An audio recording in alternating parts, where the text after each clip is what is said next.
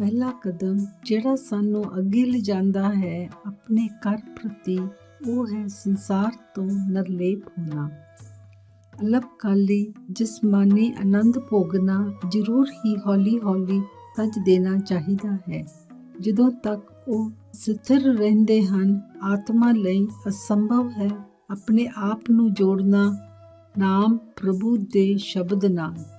ਜਿਉਂ ਹੀ ਤੁਸੀਂ ਦ੍ਰਿੜਤਾ ਨਾਲ ਰੱਦ ਕਰਦੇ ਹੋ ਸੰਸਾਰੀ ਰੀਝਾਂ ਨੂੰ ਤ੍ਰਿਪਤ ਕਰਨਾ, ਤੁਹਾਡਾ ਪਿਆਰ ਸੰਸਾਰ ਲਈ ਘਟਦਾ ਜਾਵੇਗਾ।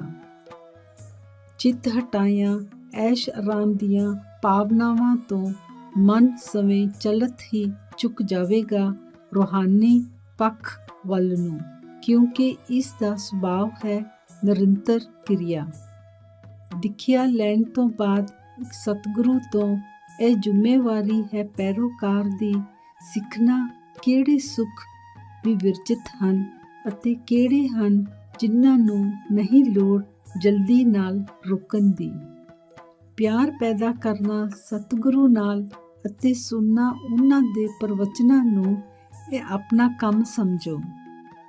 ਜਿਉਂ ਹੀ ਤੁਸੀਂ ਉੱਚਾ ਉੱਠਦੇ ਹੋ ਸੰਸਾਰੀ ਫੁਸਲਾਹਟਾਂ ਤੋਂ ਅਤੇ ਲੇਟਦੇ ਹੋ ਪੂਰੇ ਆਤਮ ਸਮਰਪਣ ਵਿੱਚ, ਉਹਨਾਂ ਦੇ ਚਰਨਾਂ ਵਿੱਚ ਤੁਸੀਂ ਹੋ ਜਾਂਦੇ ਹੋ ਮੁਕਤ ਸਾਰੇ ਪਾਪਾਂ ਤੋਂ ਅਤੇ ਕਮਜ਼ੋਰੀਆਂ ਤੋਂ ਜੋ ਨਿਰਬਲ ਕਰਦੀਆਂ ਹਨ।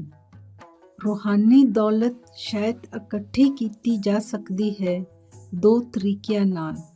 ਪਹਿਲਾ, ਸਖਤ ਮਿਹਨਤ ਕਰਨੀ ਸਾਧਨਾ ਅਭਿਆਸ ਵਿੱਚ।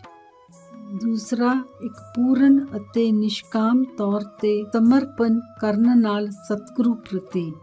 ਪਹਿਲਾ ਸੌਖਾ ਤਰੀਕਾ ਹੈ। ਇਹ ਮੁਸ਼ਕਿਲ ਨਹੀਂ ਹੈ। ਰਾਤ ਨੂੰ ਲੰਮੇ ਪਏ ਜਾਗਦੇ ਰਹਿਣਾ, ਆਪਣੇ ਆਪ ਨੂੰ ਸੰਜਮ ਦੇ ਨਾਲ ਸੀਮਤ ਰੱਖਣਾ, ਥੋੜੇ ਭੋਜਨ ਨਾਲ ਅਤੇ ਲਗਾਤਾਰ ਕੰਮ ਕਰਨਾ ਆਪਣੇ ਨਿਸਤਾਰੇ ਲਈ। ਦੂਸਰਾ ਤਰੀਕਾ ਕਿਵੇਂ ਵੀ ਮੁਸ਼ਕਿਲ ਹੈ ਅਭਿਆਸ ਕਰਨਾ, ਭਾਵੇਂ ਇਹ ਬਹੁਤ ਹੀ ਜ਼ਿਆਦਾ ਵਧੇਰੇ ਕਾਰਗਰ ਹੈ। ਜੇਕਰ ਪੈਰੋਕਾਰ ਲੰਮਾ ਪੈਂਦਾ ਹੈ ਪੂਰਨ ਤਿਆਗ ਨਾਲ ਆਪਣੇ ਸਤਿਗੁਰੂ ਦੇ ਚਰਨਾਂ ਵਿੱਚ, ਉਸ ਨੇ ਸੱਚਮੁੱਚ ਪੂਰਾ ਕਰ ਦਿੱਤਾ ਹੈ ਅਭਿਆਸ ਦਾ ਪਾਠਕ੍ਰਮ। ਇਸ ਦਾ ਭਾਵ ਹੈ ਕਿ ਉਸ ਨੇ ਆਪਣੀ ਹਉਮੈ ਨੂੰ ਤਿਆਗ ਦਿੱਤਾ ਹੈ, ਜਿਵੇਂ ਗੁਰੂ ਅੰਗਦ ਜੀ ਨੇ, ਜਿਹੜੇ ਲੀਨ ਹੋ ਗਏ ਸਨ ਪੂਰਨ ਤੌਰ ਤੇ ਆਪਣੇ ਸਤਿਗੁਰੂ ਵਿੱਚ ਅਤੇ ਭੁੱਲ ਗਏ ਆਪਣੀ ਅਲੱਗ ਸ਼ਖਸੀਅਤ ਨੂੰ। ਸ਼ਬਦ ਸਤਿਗੁਰੂ ਦਾ ਕਾਨੂੰਨ ਹੈ। ਅਜਿਹੇ ਇੱਕ ਪੈਰੋਕਾਰ ਲਈ ਉਤਨਾ ਪਵਿੱਤਰ ਹੈ ਜਿਤਨਾ ਕੁਰਾਨ ਜਾਂ ਵੇਦ। ਇਸ ਕਿਸਮ ਦੇ ਲੀਨ ਹੋਣ ਨਾਲ ਸਤਿਗੁਰੂ ਦੀ ਸ਼ਖਸੀਅਤ ਵਿੱਚ ਆਤਮਾ ਨੂੰ ਉੱਪਰ ਨੂੰ ਖਿੱਚਿਆ ਜਾਂਦਾ ਹੈ ਆਪਣੇ, ਅਤੇ ਇਹ ਅੰਦਰੋਂ ਉੱਪਰ ਨੂੰ ਉੱਠਦੀ ਹੈ ਬਿਨਾਂ ਕਿਸੇ ਵੀ ਰੁਕਾਵਟ ਦੇ। ਪਰੰਤੂ ਮਨ ਇੱਕ ਰੁਕਾਵਟ ਹੈ। ਇਸ ਤਰੀਕੇ ਵਿੱਚ ਇਹ ਨਹੀਂ ਤੁਹਾਨੂੰ ਇਜਾਜ਼ਤ ਦਿੰਦਾ ਆਪਣੀ ਹਉਮੈ ਨੂੰ ਮਿਟਾਉਣ ਲਈ।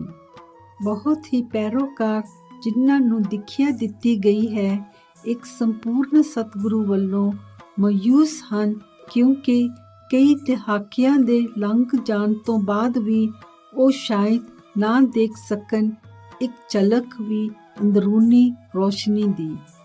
ਕਾਰਨ ਇਹ ਹੈ ਕਿ ਉਸ ਨੇ ਕਦੇ ਪਨਾਹ ਨਹੀਂ ਲਈ ਸਤਿਗੁਰੂ ਦੀ। ਇਹ ਕੋਈ ਅਧਿਕਾਰ ਦਾ ਤਿਆਗ ਨਹੀਂ ਹੈ ਮਨ ਨੂੰ ਇਜਾਜ਼ਤ ਦੇਣੀ ਭਟਕਣ ਲਈ ਅਤੇ ਕੁਰਾਹੇ ਪੈ ਜਾਣਾ ਬਾਹਰ ਨਦੀਆਂ ਪ੍ਰਤੀ, ਪਹਾੜਾਂ ਤੇ ਜੰਗਲਾਂ ਪ੍ਰਤੀ। ਜਦੋਂ ਤੁਸੀਂ ਬੈਠੇ ਹੋਵੋ ਅਭਿਆਸ ਵਿੱਚ, ਜਦੋਂ ਤੱਕ ਤੁਹਾਡੇ ਖਿਆਲ ਬਾਹਰ ਨੂੰ ਨਿਕਲਦੇ ਹਨ ਅਤੇ ਵਿਚਾਰ ਦੌੜਦੇ ਹਨ ਇੱਕ ਦੂਸਰੇ ਦੇ ਪਿੱਛੇ, ਮਨ ਦੇ ਵਿੱਚ ਸਵੈ ਤਿਆਗ ਬਸ ਇੱਕ ਭਰਮ ਹੈ ਅਤੇ ਇੱਕ ਛਲ। ਪੂਰੀ ਸਰਦਾ ਸਤਿਗੁਰੂ ਵਿੱਚ ਇੱਕ ਬਹੁਤ ਹੀ ਜ਼ਰੂਰੀ ਵਸਤ ਹੈ। ਮਾਰਗ ਉੱਤੇ ਦ੍ਰਿੜਤਾ ਜ਼ਰੂਰ ਹੀ ਪੱਕੀ ਹੋਣੀ ਚਾਹੀਦੀ ਹੈ ਅਤੇ ਬੇਵਸੀ ਨਾਲ ਸਮਰਪਣ ਅਤੇ ਪੂਰਨ ਤੌਰ ਤੇ। ਇਹ ਹੈ ਫਿਰ ਜਦੋਂ ਪੈਰੋਕਾਰ ਅਗਲਾ ਕਦਮ ਚੁੱਕਦਾ ਹੈ ਅਭਿਆਸ ਸਤਿਗੁਰੂ ਦੀ ਮੂਰਤ ਉੱਤੇ। ਸਮਝੋ, ਟੈਲੀਗ੍ਰਾਫਿਕ ਪ੍ਰਣਾਲੀ ਕੱਲਦੀ ਹੈ ਸੰਦੇਸ਼ ਤਾਰਾਂ ਰਾਹੀਂ ਜੋ ਬੈਟਰੀਆਂ ਦੇ ਨਾਲ ਜੁੜੀਆਂ ਹਨ। ਜੇਕਰ ਸਰਕਿਟ ਪੂਰੀ ਹੋਵੇ, ਇੱਕ ਸੰਦੇਸ਼ ਘੱਲਿਆ ਜਾ ਸਕਦਾ ਜਾਂ ਸਵੀਕਾਰ ਕੀਤਾ ਜਾ ਸਕਦਾ ਹੈ ਇੱਕ ਸਿਰੇ ਤੋਂ ਦੂਸਰੇ ਤੱਕ। ਪਰੰਤੂ ਜੇਕਰ ਇਹ ਟੁੱਟੀ ਹੋਵੇ, ਕੋਈ ਸੰਪਰਕ ਜਾਂ ਰਿਸੈਪਸ਼ਨ ਨਹੀਂ ਸੰਦੇਸ਼ਾਂ ਦਾ ਹੋ ਸਕਦਾ। ਜੇਕਰ ਕੁਝ ਗਿਣਤੀ ਦੀਆਂ ਬੈਟਰੀਆਂ ਨੂੰ ਇੱਕ ਕਮਰੇ ਵਿੱਚ ਰੱਖਿਆ ਜਾਵੇ, ਕੁਝ ਉਲਝੀਆਂ ਹੋਈਆਂ ਤਾਰਾਂ ਦੇ ਲਾਗੇ ਬਿਨਾਂ ਕਿਸੇ ਸੰਪਰਕ ਦੇ, ਕੀ ਤੁਹਾਡੇ ਖਿਆਲ ਉੱਥੇ ਕਿਸੇ ਕਿਸਮ ਦਾ ਸੰਪਰਕ ਹੋਵੇਗਾ ਬਾਹਰਲੇ ਸੰਸਾਰ ਨਾਲ? ਬਿਨਾਂ ਸ਼ੱਕ ਨਹੀਂ। ਹੁਣ ਉਵੇਂ ਇੱਕ ਟੈਲੀਗ੍ਰਾਫਿਕ ਪ੍ਰਣਾਲੀ ਦੀ ਤਰ੍ਹਾਂ ਆਦਮੀ ਦੇ ਮਨ ਨੂੰ ਸਜਾਇਆ ਗਿਆ ਹੈ ਦੋਨੋਂ ਬੈਟਰੀਆਂ ਅਤੇ ਤਾਰਾਂ ਨਾਲ। ਰੂਹਾਨੀ ਸਿੱਖਿਆ ਦੇ ਦੌਰਾਨ ਇੱਕ ਪੂਰਨ ਸਤਿਗੁਰੂ ਦੀ ਦੇਖ ਰੇਖ ਹੇਠ, ਜਿਹੜਾ ਇੱਕੋ ਇੱਕ ਤਕਨੀਕੀ ਮਾਹਰ ਹੈ ਇਸ ਪ੍ਰਣਾਲੀ ਨਾਲ ਸਿੱਝਣ ਵਾਲਾ, ਜਿਹੜਾ ਤੁਹਾਡੀ ਰੂਹਾਨੀ ਟੈਲੀਗ੍ਰਾਫਿਕ ਪ੍ਰਣਾਲੀ ਨਾਲ ਚੰਗੀ ਤਰ੍ਹਾਂ ਕੰਮ ਕਰਦਾ ਹੈ। ਸਾਡੀ ਆਤਮਾ ਅਤੇ ਸ਼ਬਦ ਸੁਣਨ ਯੋਗ ਜੀਵਨ ਧਾਰਾ ਜਾਂ ਦੇਵੀ ਸੰਗੀਤ ਜ਼ਰੂਰ ਹੀ ਜੁੜੇ ਹੋਣੇ ਚਾਹੀਦੇ ਹਨ। ਉਵੇਂ ਤਾਰਾਂ ਅਤੇ ਬੈਟਰੀਆਂ ਦੀ ਤਰ੍ਹਾਂ ਟੈਲੀਗ੍ਰਾਫਿਕ ਸਿਸਟਮ ਦੀਆਂ। ਸਤਿਗੁਰੂ ਦੇ ਆਪਣੇ ਪਾਸ ਆਪਣਾ ਜਾਲ ਹੈ ਤਾਰਾਂ ਦਾ, ਜੋ ਬਹੁਤ ਹੀ ਮੁਕੰਮਲ ਢੰਗ ਨਾਲ ਤਰਤੀਬ ਕੀਤਾ ਗਿਆ ਹੈ ਕਿ ਉਹ ਸਵੀਕਾਰ ਕਰ ਸਕਦੇ ਹਨ ਅਤੇ ਭੇਜ ਸਕਦੇ ਹਨ ਸੰਦੇਸ਼ ਸਾਰਾ ਸਮਾਂ।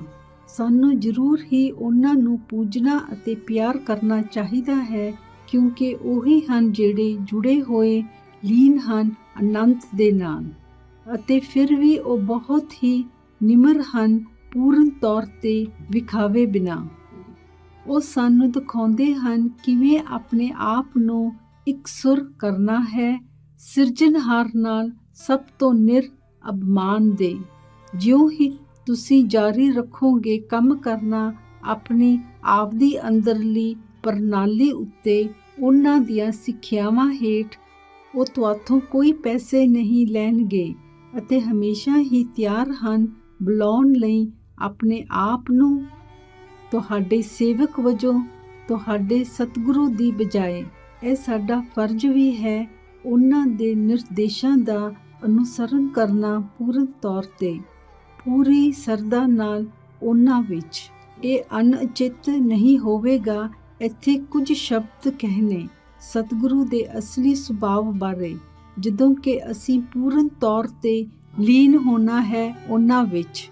ਸਤਿਗੁਰੂ ਇੱਕ ਪ੍ਰਤੱਖ ਰੂਪ ਹਨ, ਕੁੱਲ ਪ੍ਰਭੂ ਪਰਮਾਤਮਾ ਦਾ ਹੀ। ਉਹ ਥੱਲੇ ਆਉਂਦੇ ਹਨ ਸਭ ਤੋਂ ਉੱਚੇ ਸਵਰਗਾਂ ਤੋਂ, ਸੱਚਖੰਡ ਤੋਂ, ਸਾਡੇ ਉੱਤੇ ਵਰਸਾਉਣ ਲਈ ਦਿਖਿਆ ਦੀ ਸੁਗਾਤ, ਅਤੇ ਅੰਤ ਵਿੱਚ ਸਾਨੂੰ ਲਿਜਾਂਦੇ ਹਨ ਆਪਣੇ ਨਾਲ ਸਾਡੇ ਅਸਲੀ ਘਰ ਸੱਚਖੰਡ ਨੂੰ। ਉਹਨਾਂ ਦਾ ਮੰਤਵ ਆਪਣੇ ਆਪ ਨੂੰ ਪੁਨਰ ਜਨਮ ਲੈ ਕੇ ਪ੍ਰਗਟ ਹੋਣ ਦਾ ਇਸ ਕੋਰ ਖੇਤਰ ਵਿੱਚ ਕੇਵਲ ਵਰਸਾਉਣ ਲਈ ਹੈ ਅਪਾਰ ਮਿਹਰ ਆਦਮੀ ਉੱਤੇ। ਉਹ ਨਹੀਂ ਰੱਦ ਕਰਦੇ ਕਿਸੇ ਵੀ ਸਥਾਪਤ ਜਾਤ ਨੂੰ ਅਤੇ ਕੋਈ ਨਵੀਂ ਨਹੀਂ ਸਿਰਜਦੇ। ਉਹ ਆਪਣੀ ਖੁਸ਼ੀ ਨਾਲ ਭੇਟ ਕਰਦੇ ਹਨ ਆਪਣੇ ਆਪ ਨੂੰ ਇੱਕ ਸੇਵਕ ਵਜੋਂ, ਜਿਹੜਾ ਕੋਈ ਮੁਆਵਜ਼ਾ ਨਹੀਂ ਮੰਗਦਾ। ਕਿਵੇਂ ਵੀ ਅਨੇਕ ਹੀ ਜਿਨ੍ਹਾਂ ਦੇ ਵਿਚਕਾਰ ਉਹ ਕੰਮ ਕਰਦੇ ਹਨ, ਅਕਸਰ ਉਹਨਾਂ ਨੂੰ ਸੰਦੇਹ ਨਾਲ ਦੇਖਦੇ ਹਨ। ਉਹ ਸ਼ੱਕ ਕਰਦੇ ਹਨ ਉਹਨਾਂ ਉੱਤੇ, ਸੋਚਦੇ ਹੋਏ ਕਿ ਉਹਨਾਂ ਦੇ ਪਾਸ ਕੋਈ ਆਪਣਾ ਮੰਤਵ ਹੋਵੇਗਾ ਜਿਸ ਲਈ ਉਹ ਇਹ ਕਰਦੇ ਹਨ। ਉਹ ਹਨ ਜਿਵੇਂ ਇੱਕ ਗਵਾਰ ਜਾਂਦਾ ਹੈ ਕਿਸੇ ਦੁਕਾਨਦਾਰ ਕੋਲ, ਕੁਝ ਚੀਜ਼ਾਂ ਖਰੀਦਦਾ ਹੈ ਉਹਦੇ ਤੋਂ, ਅਤੇ ਭਾਵੇਂ ਦੁਕਾਨਦਾਰ ਭੁੱਲ ਜਾਂਦਾ ਹੈ ਆਪਣੀ ਲਾਗਤ ਲੈਣੀ, ਉਹ ਬੁੜਬੁੜ ਕਰਦਾ ਹੈ ਕਿ ਉਹਨੇ ਫਾਇਦਾ ਉਠਾਇਆ ਹੈ। ਉੱਥੇ ਇੱਕ ਹੋਰ ਹਕਾਇਤ ਹੈ ਸਮਾਨ ਉਪਦੇਸ਼ ਵਾਲੀ, ਜਿਹੜੀ ਦਰਸਾਉਂਦੀ ਹੈ ਇੱਕ ਆਮ ਬਿਰਤੀ ਇੱਕ ਪੂਰਨ ਸਤਿਗੁਰੂ ਪ੍ਰਤੀ।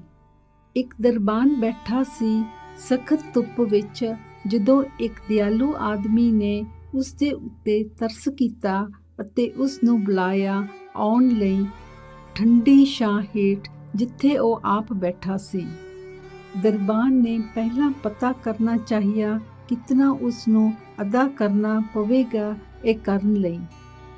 ਇਸੇ ਤਰ੍ਹਾਂ ਹੀ ਸਤਿਗੁਰੂ ਜੀ ਦਾਵਤ ਦਿੰਦੇ ਹਨ ਉਹਨਾਂ ਦੇ ਸਾਥ ਜਾਣ ਲਈ ਸਵਰਗ ਦੀ ਤਰਫ, ਉਸ ਧਰਤੀ ਨੂੰ ਜਿਹੜੀ ਆਜ਼ਾਦ ਹੈ ਇਸ ਸੰਸਾਰ ਦੀਆਂ ਖਪਤਕਾਰ ਪਰੇਸ਼ਾਨੀਆਂ ਤੋਂ। ਖੜਕਾਓ ਅਤੇ ਇਹ ਖੋਲ੍ਹਿਆ ਜਾਵੇਗਾ, ਮੰਗੋ ਅਤੇ ਇਹ ਦਿੱਤਾ ਜਾਵੇਗਾ, ਈਸਾ ਮਸੀਹ ਵੱਲੋਂ। ਜਦੋਂ ਪੈਰੋਕਾਰ ਭੌਤਿਕ ਸਰੀਰ ਵਿੱਚ ਹੁੰਦਾ ਹੈ, ਸਤਿਗੁਰੂ ਵੀ ਮਨੁੱਖੀ ਰੂਪ ਵਿੱਚ ਮੌਜੂਦ ਹੁੰਦਾ ਹੈ ਅਤੇ ਉਹਨਾਂ ਦੇ ਪਾਸ ਵੀ ਪਤਨੀ ਅਤੇ ਬੱਚੇ ਹੁੰਦੇ ਹਨ, ਜਾਤ ਅਤੇ ਪਾਤ। ਪਰੰਤੂ ਉਹਨਾਂ ਦਾ ਅਸਲੀ ਆਕਾਰ ਅਤੇ ਸੱਚਾ ਆਕਾਰ ਪੈਰੋਕਾਰ ਦਾ ਵੀ ਬਹੁਤ ਭਿੰਨ ਹੈ।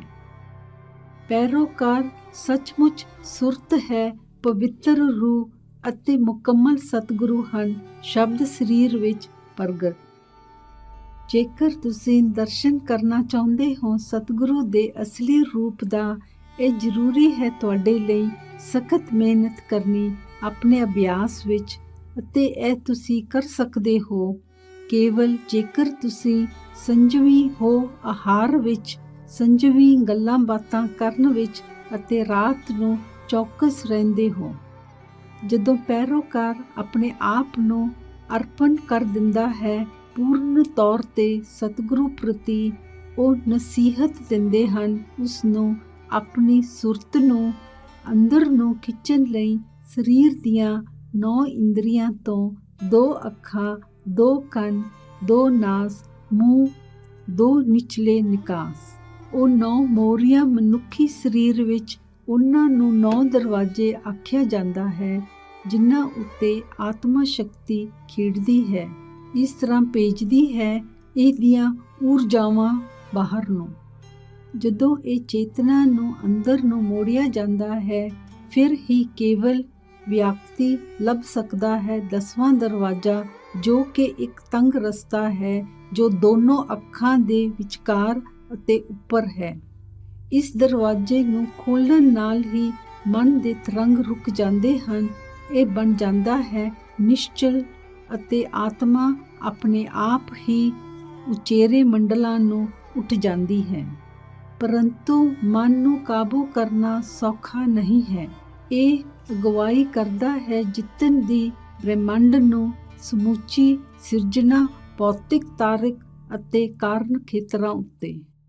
ਹੋਰ ਵਿਸਤਾਰ ਲਈ ਅੰਗਰੇਜ਼ੀ ਸ਼ਬਦਾਂ ਉੱਤੇ ਕਿਰਪਾ ਕਰਕੇ ਜਾਓ ਇੰਟਰਨੈਟ ਅਰਕਾਈਵ ਉੱਤੇ।